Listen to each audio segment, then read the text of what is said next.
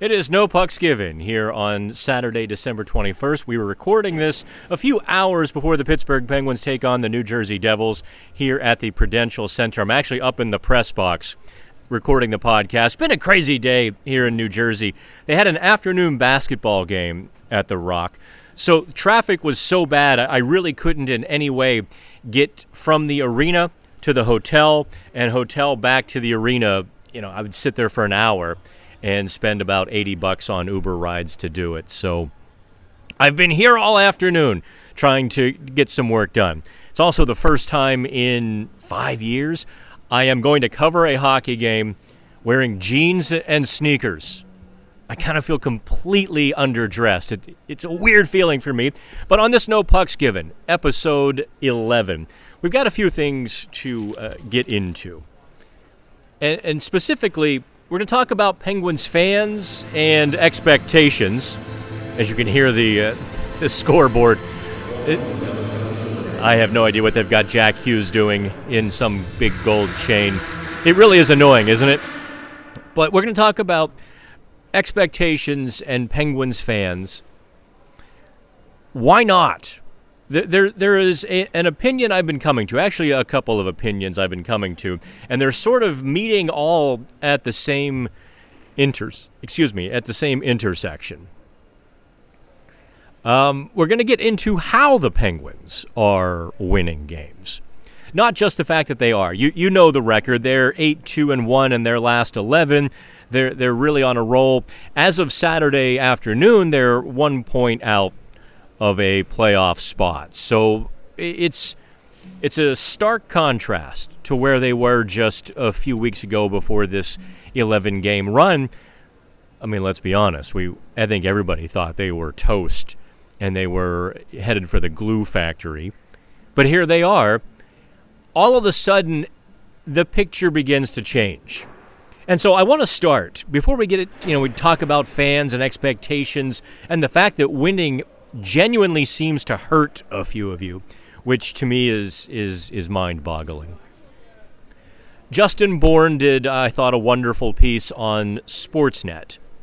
And the simple title is Why NHL Teams Should Reconsider Tear-Down Rebuilds and Prioritize Winning. Now, this goes hand in hand with, I think, what Kyle Dubas said. It was last February or so, when he also referenced getting stuck in purgatory. And I'm curious when the next time the scoreboard's going to pop off. I'm stopping right here for just a moment to explain that, like, every 2 minutes they seem to test something on the scoreboard. I've had to start and restart this podcast I don't know how many times now. Like, right now. There's no rhyme or reason. They're just hitting buttons. So Kyle Dubas talks about purgatory. Justin Bourne really went into it as well, talking about the Washington Capitals, how they have done it in a very different manner because they have prioritized winning, which allows them anyway to very much plug in the young players like Connor McMichael, Alexei Protas into a better situation. It allows the team to protect those young players. Young players can come in and out of the lineup as they need to, or as the team deems it necessary. And that is a much better situation than, let's say, how Buffalo has done it for 15 years, where they tear it down, they trade the Ryan O'Reillys of the world, and they bring in young players, and they feature those young players who now bear all of the responsibility and all of the pressure, and it's not conducive to player development. So that leads me to kind of two things talking about the Penguins, because here is where I think the crossroads of everything is sort of leading. So many Penguins fans get upset, or they think every victory somehow delays that tear-it-down rebuild, or every victory now somehow means the next Stanley Cup is that much further in the future. Let me explain it very simply and very clearly. No. Period. No, period. That's not how this works. And we can quibble and we can argue or debate various moves and if trades for, say, Kevin Hayes were the right thing to do, or signing Ryan Graves, and so on and so forth. Those are all fair game. But the act of winning games is not debatable. If the Penguins continue to win games, they're going to be in a strong playoff spot. And then I think Kyle Dubas is going to have a very interesting decision. No, you're not going to see him go out and get, a big-time rental. But do you begin to nibble at the corners and add just some depth to make the team better? Because the Eastern Conference is terrible. Eastern Conference is absolutely terrible. There has never been a reincarnation quite like this. The Joe Louis Bum of the Month Club. No, that's not a salacious Instagram account. That's the Eastern Conference. You look at the Metro Division, is there any team that the Penguins can't beat in a playoff series? The answer to that is an easy no. There isn't a team in the Metro the Penguins can't beat in a 7-game series. And you can save your cynical replies. I'm just telling you straight up from a hockey perspective. The Penguins went into Washington and walloped them when Washington was playing well. And it wasn't like Washington played bad. I think it was that November 8th that the Penguins won 4-2 at Capital One Arena. We're going to get a good look at the Devils here on Saturday night, but I don't necessarily think one game at this point is going to make or break my emerging opinion of the Penguins, which is why not? Why not this team? It's actually kind of crazy. But that's why I wanted to bring up the Justin Bourne's rebuild story. That's why I wanted to talk a little bit about the Eastern Conference. Is because if the Penguins get into the playoffs and if they avoid the Atlantic Division, if they get the second wild card and they draw Florida, God help them. Even if they drew Toronto in round one. They're probably not going to win that series. I would give them a 1-5 shot at best. Anybody else? And I mean anybody and everybody else. And we're looking 4 months into the future. I know it's kind of crazy to do so. But as they sit today, I would give them a 50-50 puncher's chance. Sidney Crosby is all you need to say. And from that perspective, is that sort of situation not better to develop Owen Pickering? Not better to develop Phil Tomasino and any of the other young players? I guess I could even lump Cody Glass into that because Glass is all of 25 years old with really only a couple of NHL experience on couple of years of NHL seasons under his belt. I should try to spit out. So I'm sorry, the scoreboard thing and trying to do this in the press box has me all turned around. This is not my comfortable zone. This is not my happy place.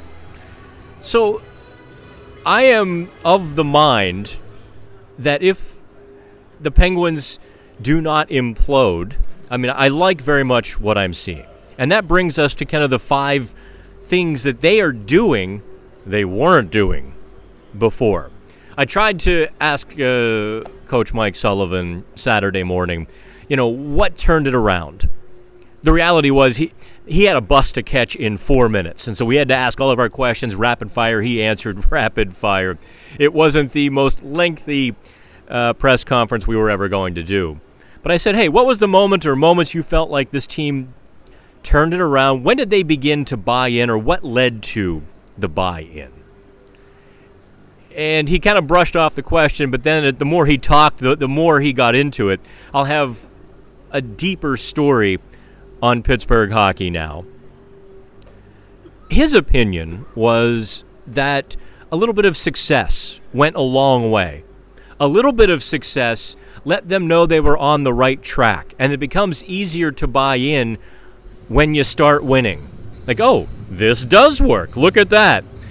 And so a little bit of success, a couple of victories, begot more victories, and before you know it, they're 8-2-1 in their last 11 games.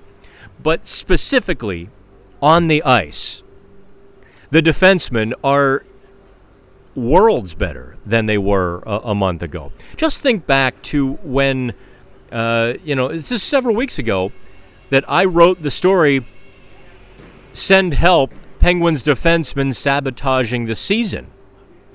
I stand behind that. At the time I wrote that, Matt Grzelcyk and Ryan Graves were in the midst of a mind-boggling walkabout. Whether they were on the ice together, different pairings, they really were a net negative when they were on the ice because they were getting burned once or twice a game for very important goals, and they weren't trustworthy. That's a huge thing for your second-tier defenseman. I guess it would be a bigger thing for your first-tier defenseman, but you get what I'm saying. The guys who are supposed to support Chris Letang and Erik Karlsson, they can't be unreliable, and there is no question that they were. The defense as a whole has turned around. Here's another thing I want to get into, and that's Erik Karlsson. Erik Karlsson is now the straw that stirs the Penguins' drink. Full stop. Karlsson is, when he's playing well, so are the Penguins. So as Erik Karlsson goes, so goes the Pittsburgh Penguins. And it's interesting to me how that just sort of naturally happened. I don't think anybody planned it. Perhaps Dubas did, in July, or rather August of 2023. But coming into this season, I don't think anybody really expected Karlsson to be the guy who was the bellwether or the harbinger of what was to come with the Penguins. And I'm going to give you a couple of tidbits to watch for. Erik Karlsson is engaged by how he handles the defensive zone.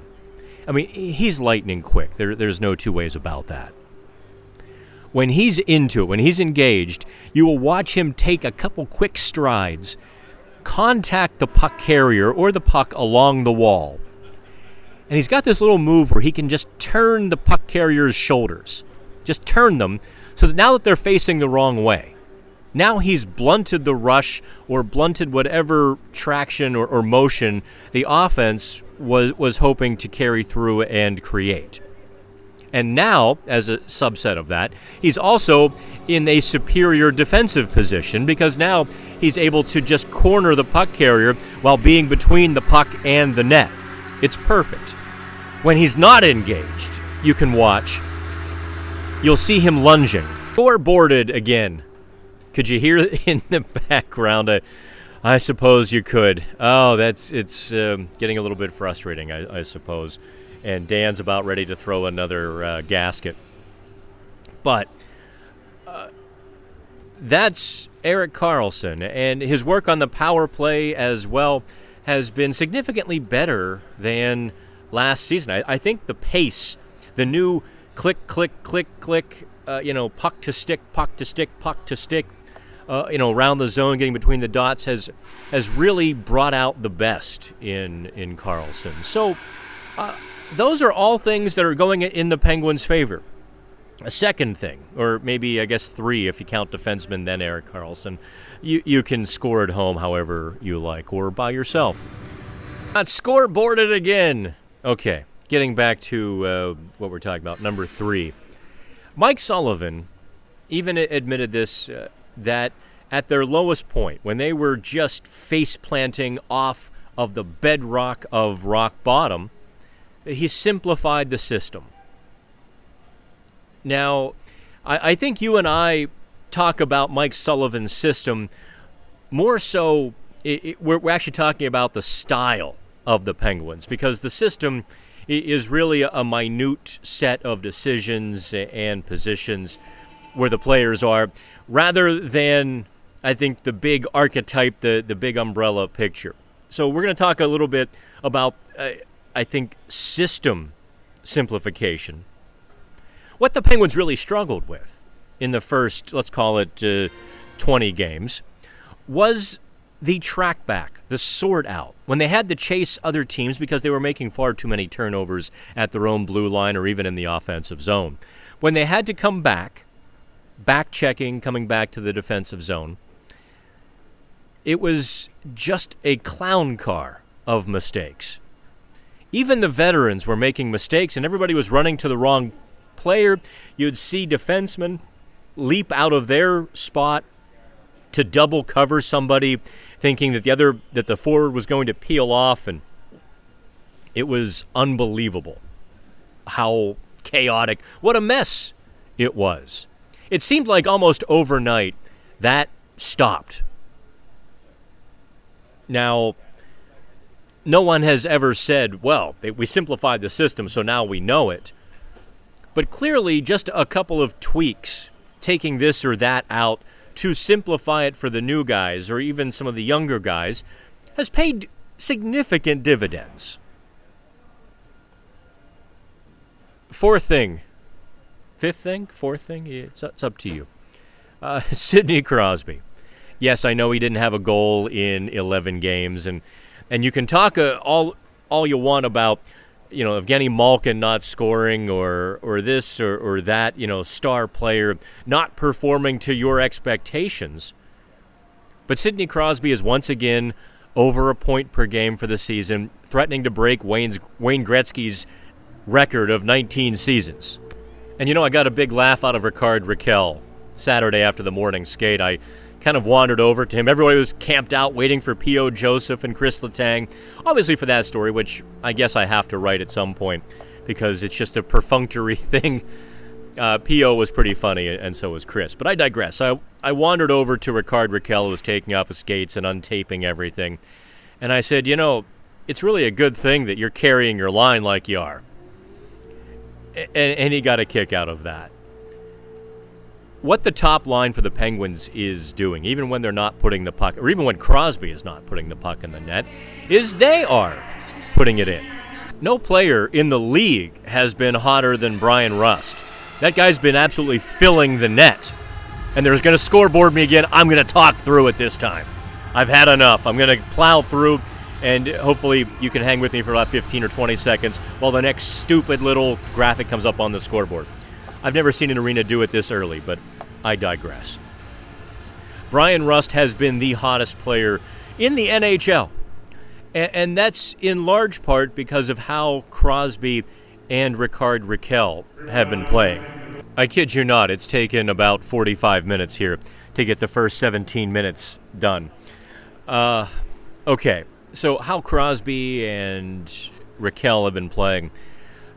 I don't think I've seen Rickard Rakell play better hockey than I've seen over the last couple of weeks. I really haven't. He's playing with a bit of a physical edge on the forecheck. He's playing between the dots. He's also playing very assertively with the puck. I mean, he's always been slick with it. His talent, his skill level, his deceptiveness has never been in question.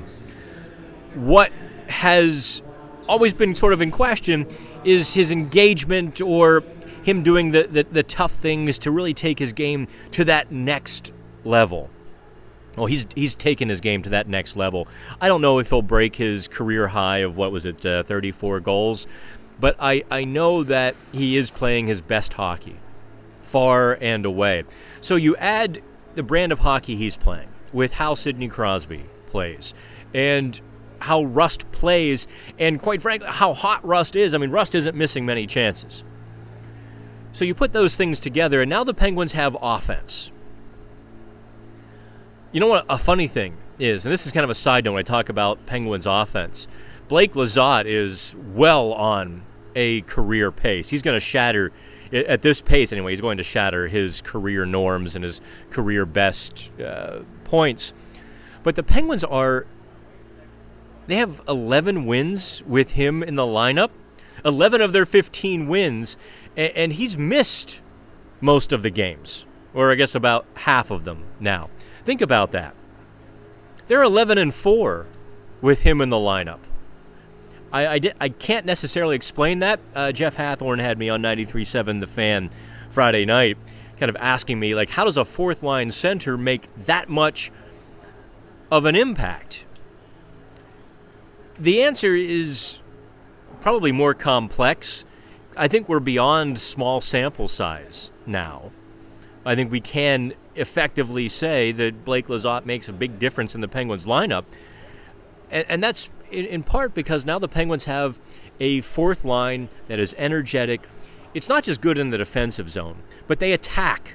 Even when the Penguins have a lead, Lizotte brings that attack mentality to the table that they have really, I think, had an absence of for forever and a day.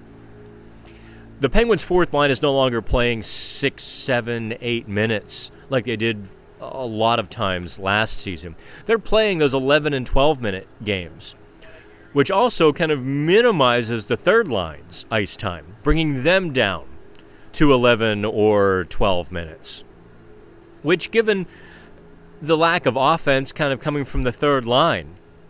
By the way, Drew O'Connor is going to center the third line on Saturday. I don't know how long that's going to last. I like Drew O'Connor quite a bit in the middle.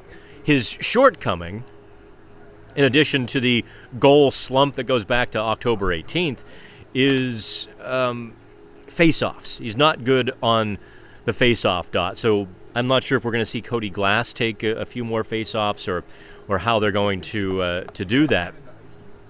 But in terms of a 5-on-5 in-play, on-the-fly perspective, I really like Drew O'Connor in the middle. I think he brings that size and that speed and that defensive conscience, but also he does bring some offense. When he gets excited, he's an entirely different player.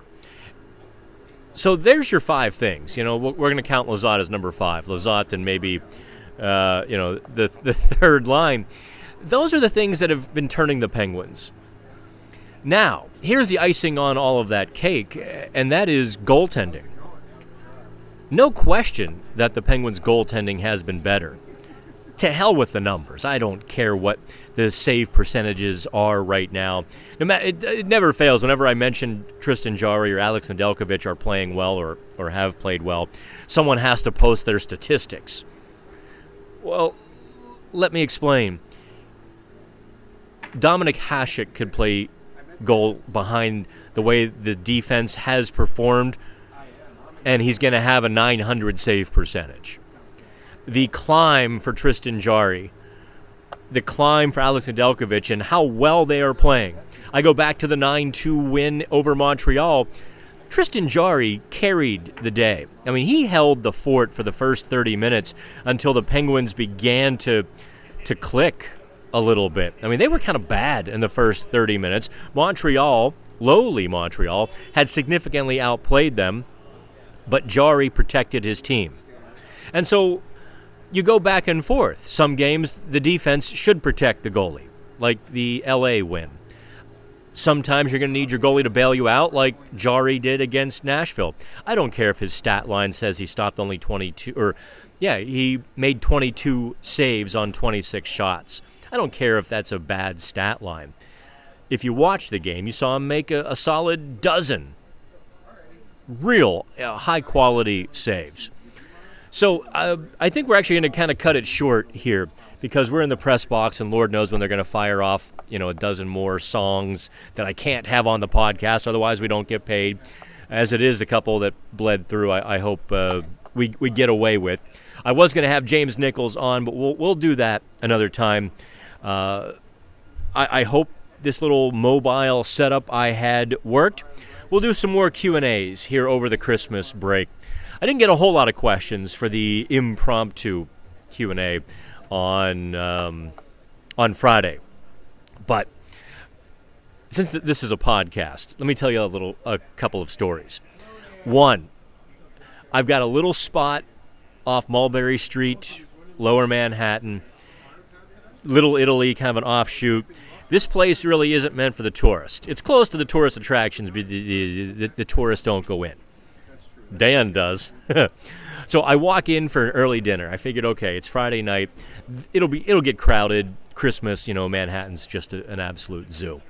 So I walk in, and there's only 2 guys sitting there in the entire restaurant. Very well dressed, older Italian gentlemen. And they see me walk in, and the waiter is kind of shocked that anybody else would walk in. I realize I've intruded. But what do? Do you turn around and just walk right out and act like you saw something? No. You put your head down. Waiter says, "Oh, select any table over here, sir." And that's exactly what I did. Took the table away from them, looking out the window, kept my head down, and didn't look back. Anything I heard, I didn't hear nothing. Didn't see nothing. And that's the way it's going to stay, too. So I get back to Midtown. I go to take the train to Newark, because I'm staying in Newark, obviously closer to the Devils Arena. And this is where my night just took another left turn. It cracked me up. I mean, I've got a pretty overactive conscience. I feel and felt zero guilt doing this to somebody. And as I talked to my New Jersey people Saturday, they're like, "Oh, yeah, that's a thing." They will, people will try to do that to you. So if you've ever been on the New Jersey Metro train, they've got, normal seats, but then they've also got, like, booths where the two benches face each other. It was an overcrowded train. The 712 back to Newark didn't announce what track it was on until like 7:13. So all of Penn Station for the New Jersey Metro was completely sardine canned into one spot, and we all have to go running because they say, "Oh, the 712 to Newark is now final call boarding." And so literally like 1,000 people are running for the train. The last spot on the couple cars that I stepped onto, one of these booths with the benches facing each other. And this woman decides that's her booth. She's not sharing it. Well, I'm tired. My tolerance for people, as you might know, is not exactly high. and I have no tolerance for people being rude. So I sit down on the 6 inches of the bench that she hasn't tried to block from everybody else. I just sit there, put my bag up on the rack, and this just stuns her. So she's got these rather large legs.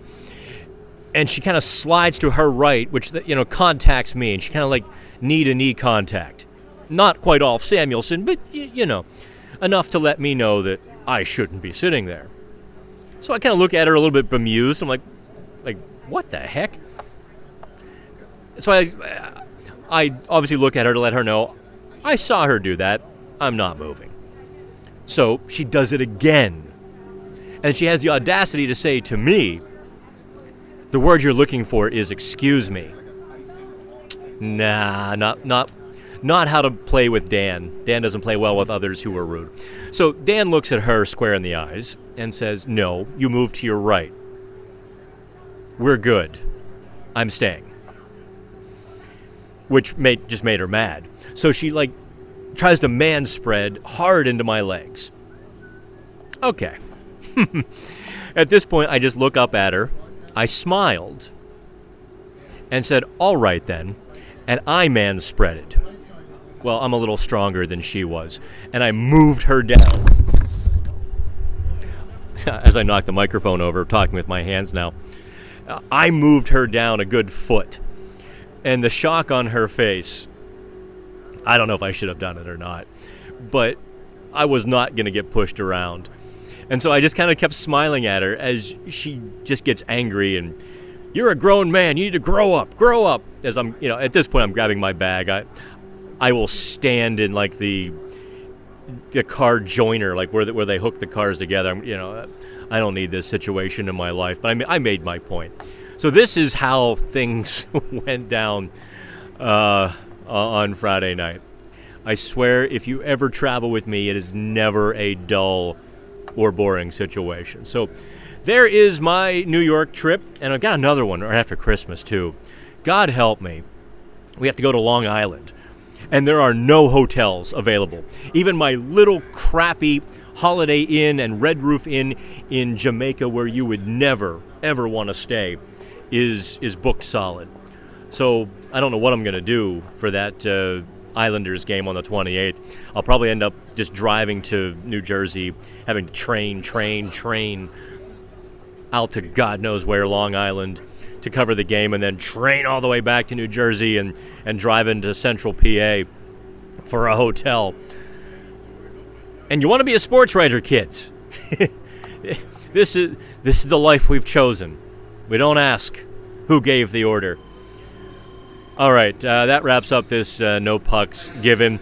Hopefully you've enjoyed it. Hopefully I haven't rambled too much, and I really do appreciate y'all. Like, subscribe to your favorite podcast platform, be it Spotify, Amazon.